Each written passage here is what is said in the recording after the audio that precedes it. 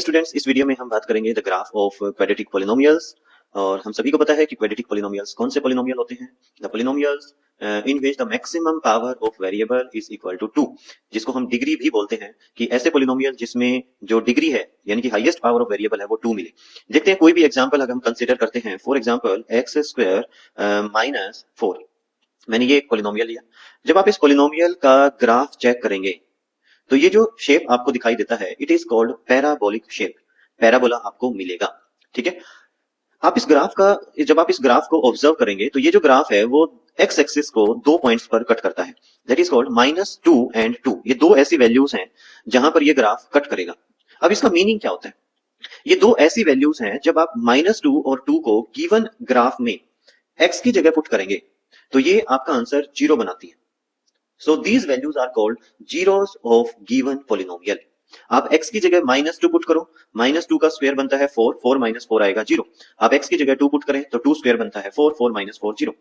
It means the points at which the given graph intersect the x-axis are called zeros। तो power 2 है तो इसमें हमें graph के जो जीरोस हैं वो कितने मिले हैं? 2। लेकिन हर केस में ऐसा नहीं होता कि 2 ही आपको जीरोस मिलेंगे, मैक्सिमम 2 मिल सकते हैं। मिनिमम क्या पता आपको 1 मिले, क्या पता आपको 1 भी ना मिले। जैसे एक एग्जांपल और मैं लेता हूं, जैसे मैंने एग्जांपल लिया 2x एंड स्क्वायर।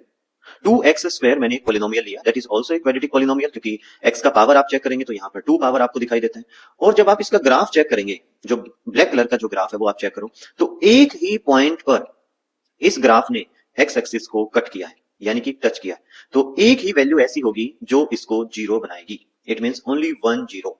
तो आप जिसमें 0 पुट करेंगे और कौन से पॉइंट पर इसने इंटरसेक्ट किया है यानी कि टच किया है, दैट इज 0 पर इसने टच किया है, आप चेक कर सकते हैं। तो 0 जो है आप पुट करेंगे तो इस पॉलिनोमियल का जो आंसर है वो 0 आएगा।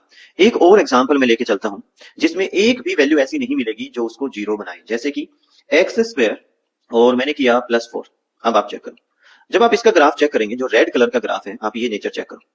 रेड कलर के ग्राफ ने एक्स एक्सिस को एक बार भी कट नहीं किया, एक बार भी उसने टच नहीं किया। क्यों नहीं किया? क्योंकि एक्स स्क्वायर +4 एक ऐसा पॉलिनोमियल है जिसको कोई भी रियल वैल्यू 0 नहीं बना सकती।